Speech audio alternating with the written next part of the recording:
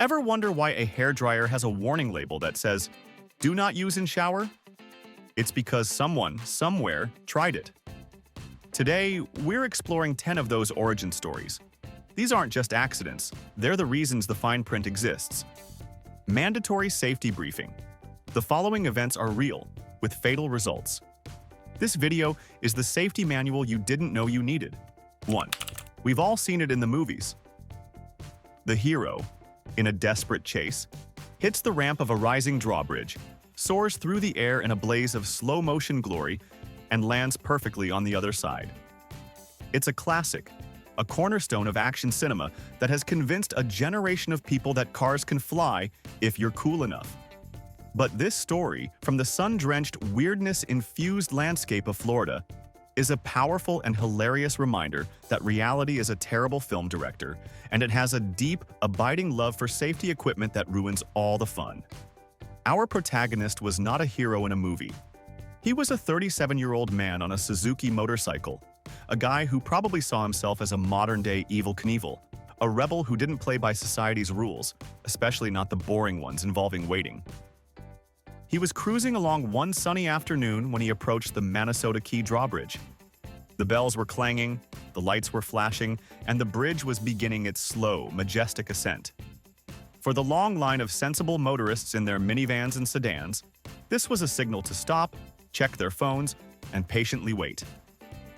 For our hero, it was a personal invitation, a challenge, a ramp that destiny had placed before him. He gunned his engine, the roar of his motorcycle, a defiant cry against the tyranny of traffic laws and basic common sense. He was going to make the jump. He probably pictured it in his head.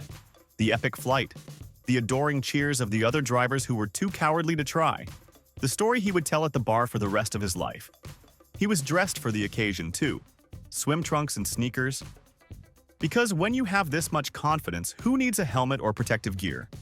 That stuff is for people who plan on failing. But he had completely overlooked a crucial and very mundane piece of the drawbridge puzzle, a detail that Hollywood always conveniently edits out. As the bridge goes up, a large metal crossing gate comes down.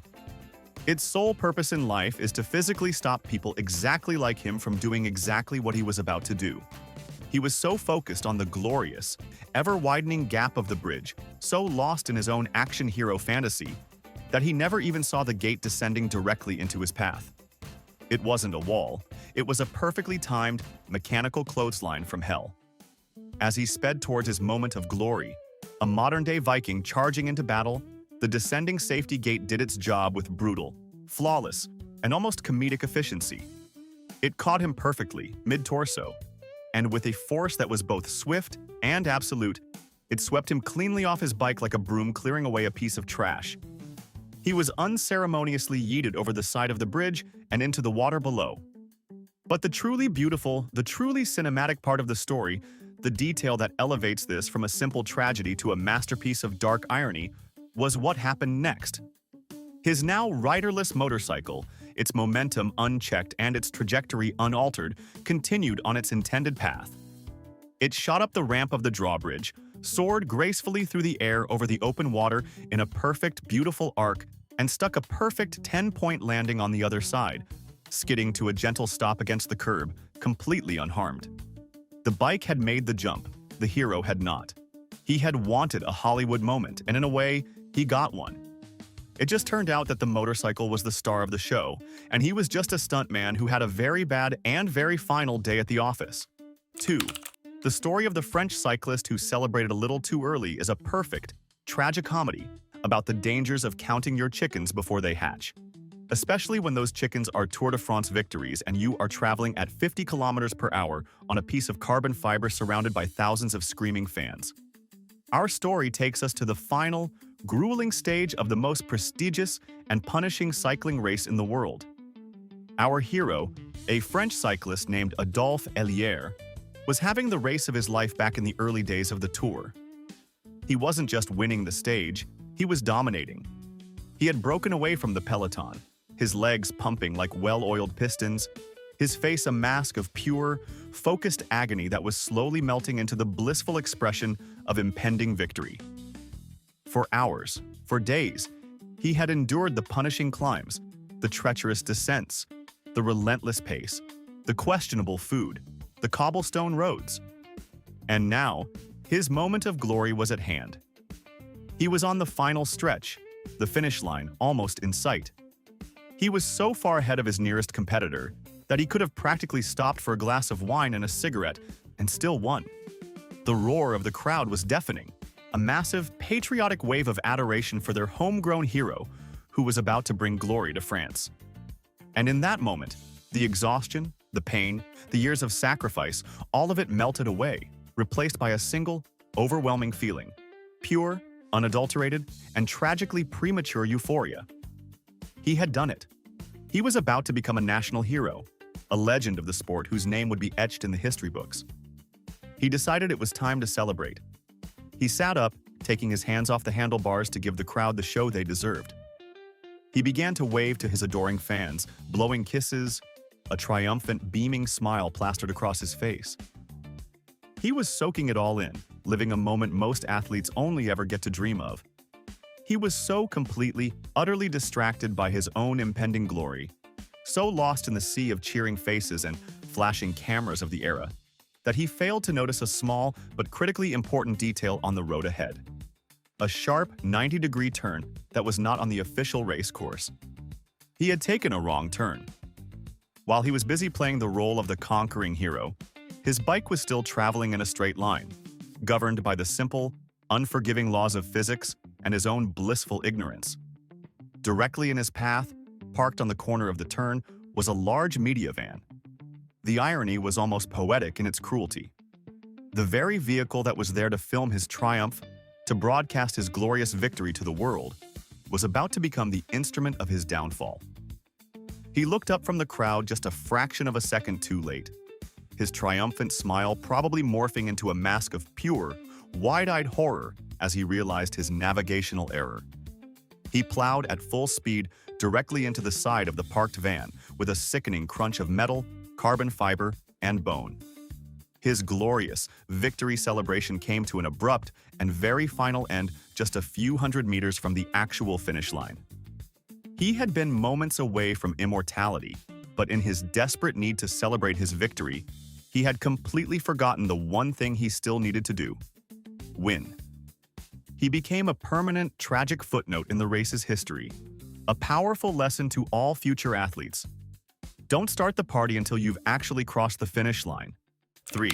The story of the man who had a little too much faith in his new vest is a powerful and very loud lesson in the importance of reading the product specifications before you ask your friend to shoot you with a large caliber handgun in your own backyard. Our story unfolds in a sun-drenched backyard in Texas, probably during a barbecue where the steaks were grilling and the bad ideas were marinating. Our protagonist, a man who believed firmly in the principle of go big or go home, had just made a new purchase that he was incredibly excited about. It was a vest, not just any vest.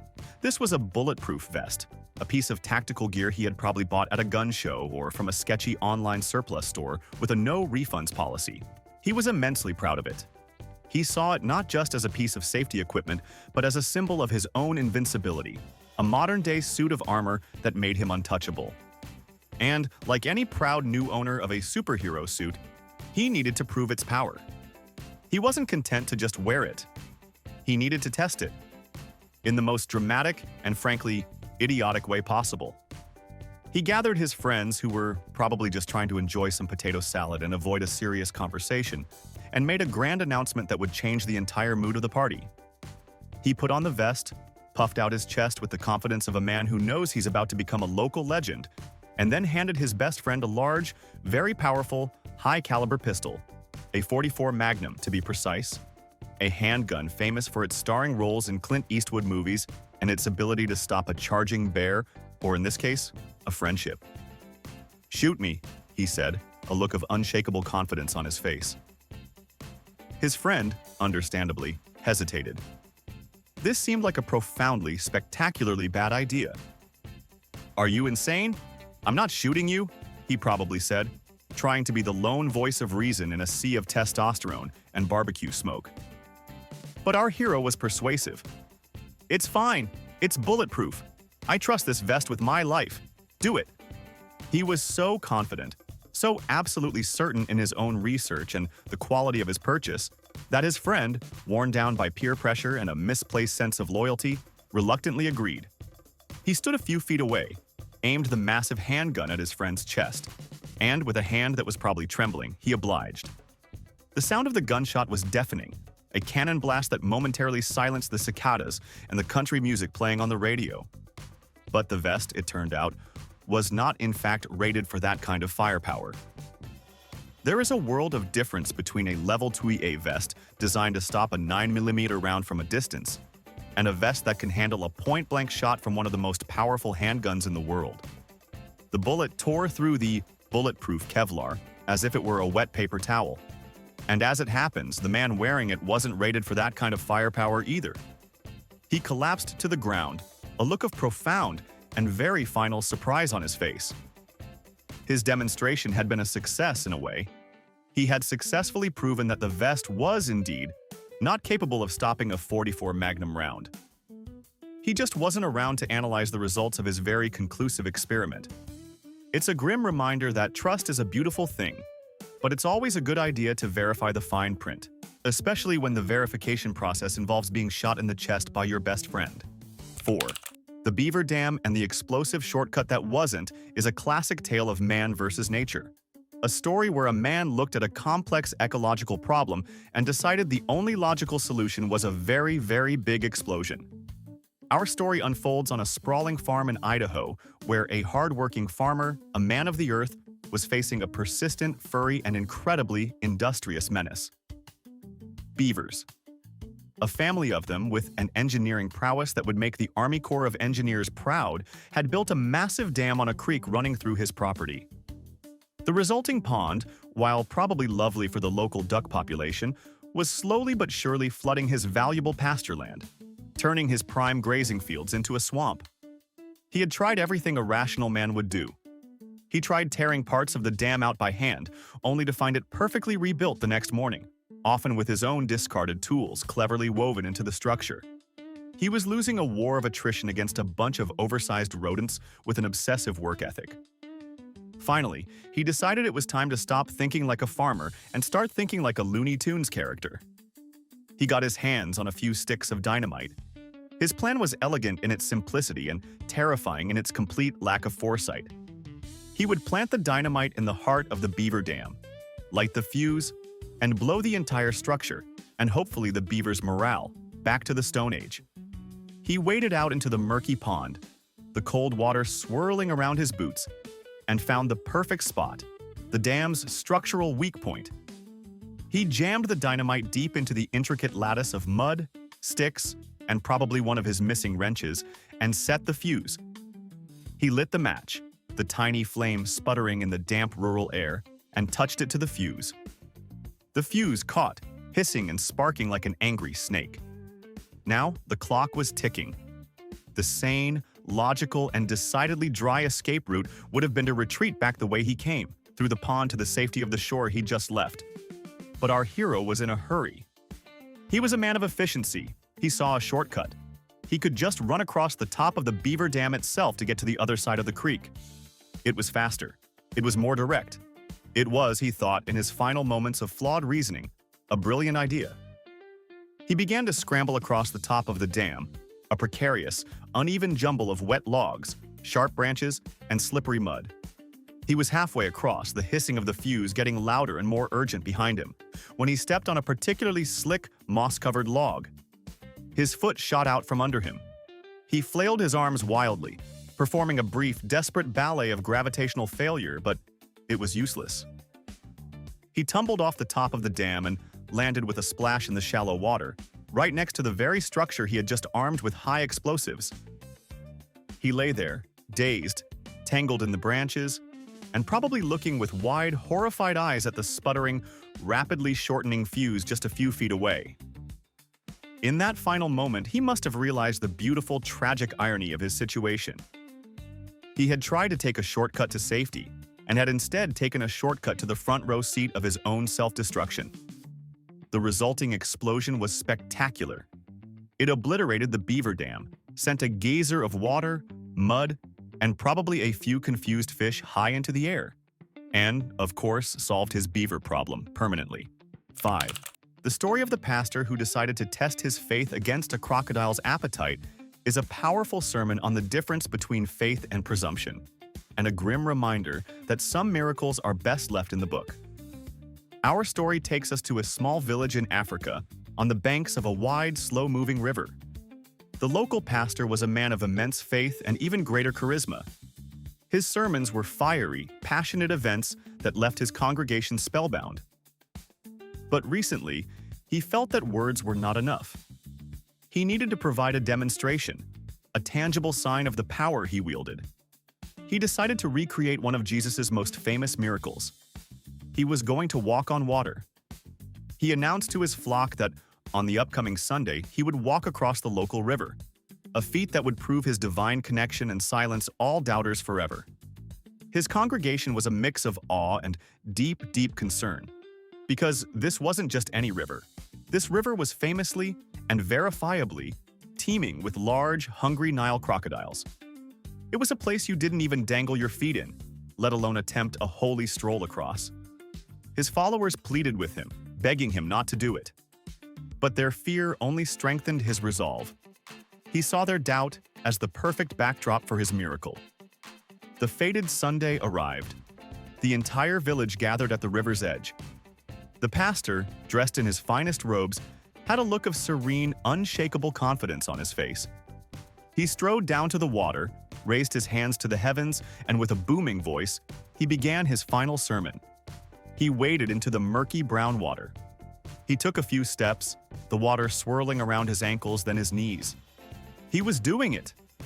The congregation watched, holding their breath. But he wasn't walking on the water. He was walking in it. His plan, it turned out, was not to defy gravity, but to walk along a series of submerged sandbars that he believed stretched across the entire river. He had faith that God would guide his steps. What he didn't have was a good understanding of river hydrography or the hunting habits of apex predators. As he got further out, he stepped off the edge of a sandbar into deeper water. He stumbled, but regained his footing. And then it happened. The water beside him erupted. It wasn't a divine sign. It was a very large, very real crocodile which had probably been watching this strange, robed snack walk directly into its dining room. The pastor was dragged under with a speed and violence that left no room for miracles. There was a brief, chaotic struggle, a flash of white robes, and then just the slow, muddy current of the river. His faith had been strong, but the crocodile's jaws and its appetite were stronger. His congregation was left on the shore, horrified, having witnessed a miracle of a very different and much more final kind. 6. The live-eating streamer who choked on her own content is a dark and cautionary tale from the bizarre, often dangerous world of social media fame. A story about a woman whose hunger for views was ultimately greater than her ability to swallow. Our story comes from China, where the phenomenon of live-eating streams, or mukbang, is a massive industry. Our protagonist was an aspiring influencer, a woman who dreamed of making a living by eating strange and exotic foods for an online audience. She needed something to make her stand out from the thousands of other streamers. She needed a stunt, a dangerous, unforgettable gimmick. Her chosen delicacy was a live octopus, not a small one. A large, writhing, very much alive octopus. Her plan was to eat the entire creature, live on stream, a feat of daring that would surely bring her the fame and followers she craved. She set up her camera, went live, and with a cheerful smile to her viewers, she began her final performance. She picked up the octopus, its long, powerful tentacles immediately wrapping around her arm. She wrestled with it for a moment, the battle between woman and cephalopod already proving more difficult than she had anticipated. But she was committed. She managed to get the octopus's head into her mouth, and with a great deal of effort, she started to swallow. But the octopus was not going to go quietly. It was fighting for its life.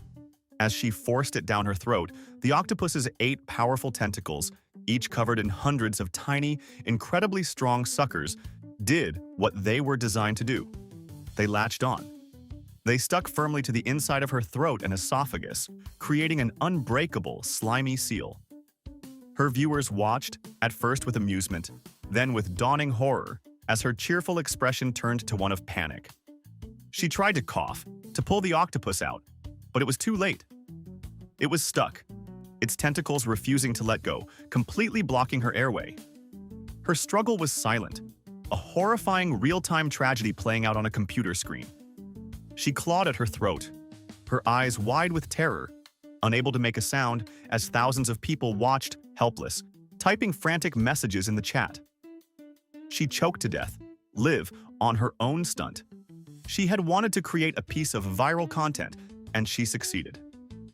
The clip of her final, fatal stream went viral, but not as a story of a daring foodie, but as a grim, unforgettable warning about the dangers of playing with your food, especially when your food can fight back.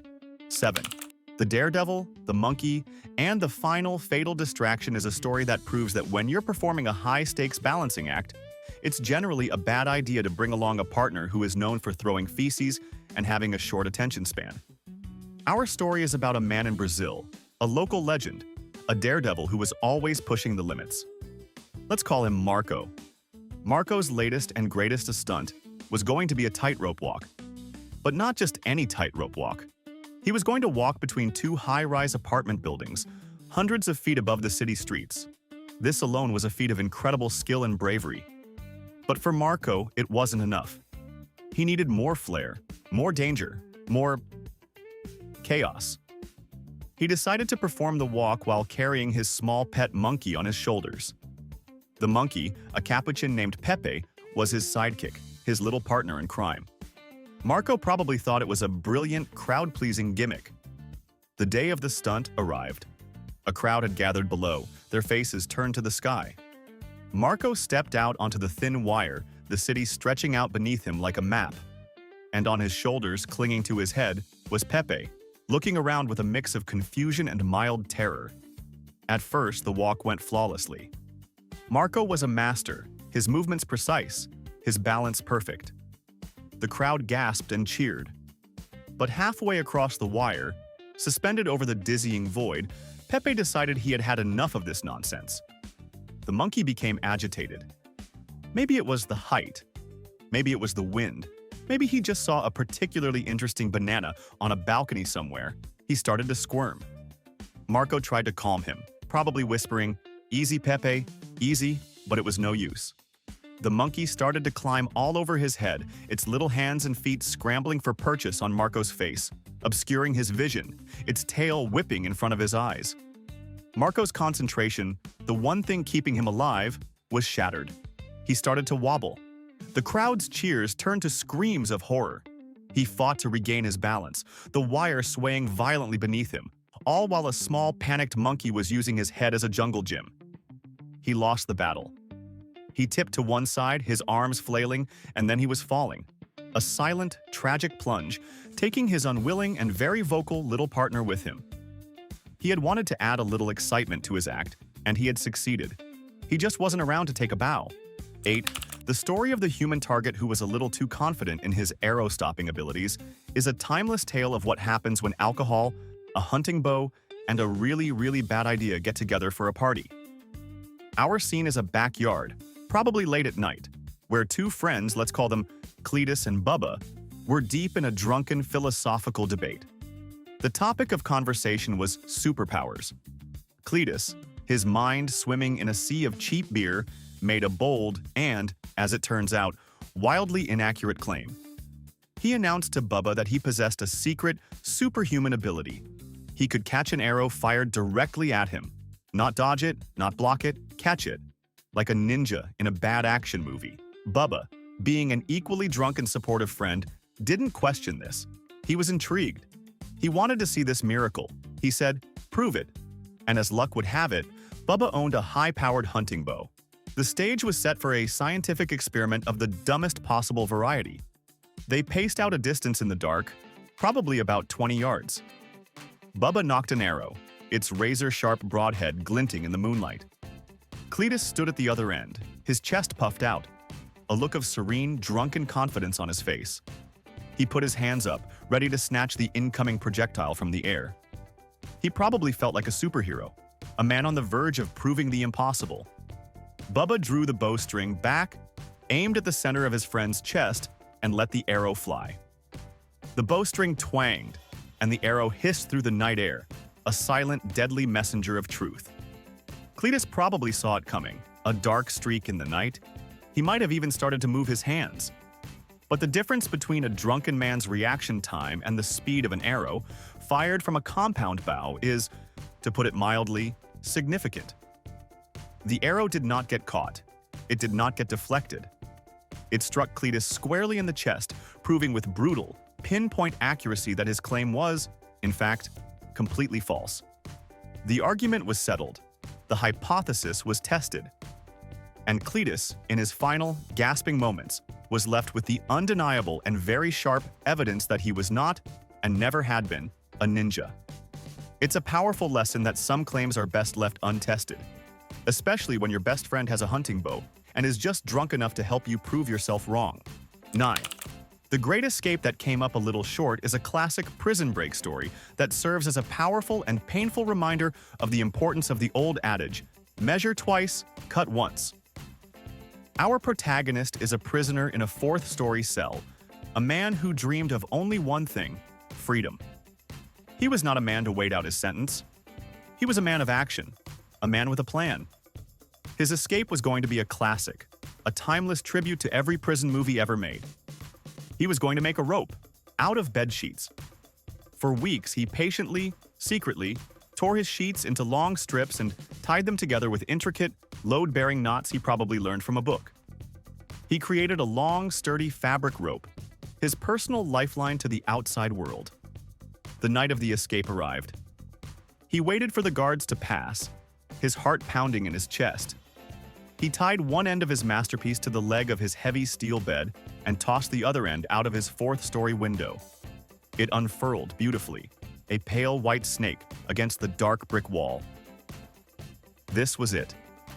He took one last look at his cell, a final farewell to his life of incarceration, and began his descent.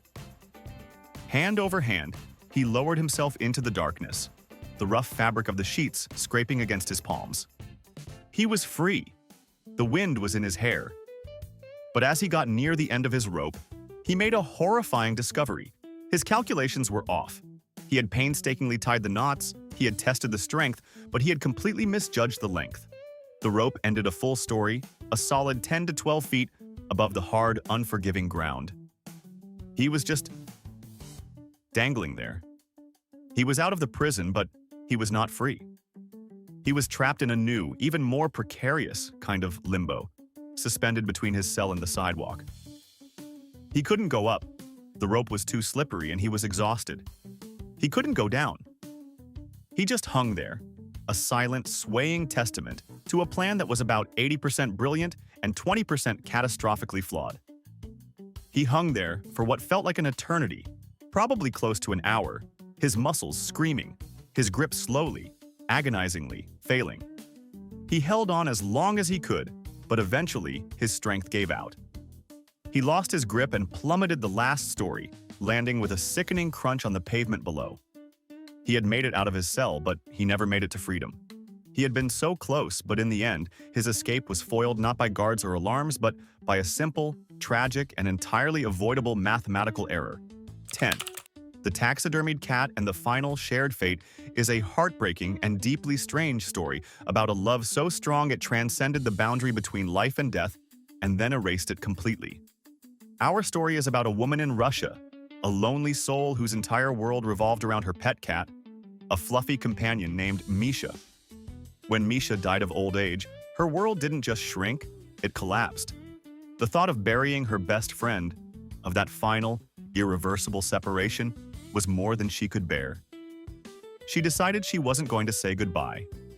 She took Misha's body to a local taxidermist. She wanted him preserved, perfectly, forever. A few weeks later, she got him back. The taxidermist had done a masterful job. Misha looked exactly as he had in life, frozen in a peaceful sleeping pose. And for our hero, this was not a sad, morbid reminder of her loss. This was a victory. She had cheated death. Misha was home. Her behavior, which was already eccentric, began to spiral into a deep, shared delusion. She would talk to the stuffed cat for hours. She would set a place for him at the dinner table, cutting up his food just as she always had. In her mind, Misha was still with her, just quieter. Her friends and family were horrified, but she was lost in her own world, a world where her love for her pet had created a strange, new reality. But even this wasn't enough. The glass eyes of the taxidermied cat couldn't look back at her. The preserved form couldn't purr. The loneliness eventually became unbearable. She decided she couldn't live in a world where Misha was only a silent statue. She wanted to be with him truly. Her obsession culminated in a final, tragic act of love and madness. She wrote a short, simple suicide note that said, "I am joining my beloved Misha." She then found out from the taxidermist exactly what chemicals he had used in the preservation process. She acquired a lethal dose of the same arsenic-based compounds, the very same poison that had preserved her cat's body, and consumed it. She had decided that if she couldn't bring him back to her world, she would join him in his, a silent, preserved world beyond life. It was a final, tragic act of love, a desperate attempt to make their separation temporary, and in doing so, making her own absence permanent. You are now the head of the Global Safety Commission. Your mission: write the official warning label for the single dumbest, most bafflingly dangerous thing you've ever witnessed in your own life. Let's build the ultimate safety guide in the comments. If this briefing has increased your chances of survival, hit like. Subscribe for the next chapter in the manual.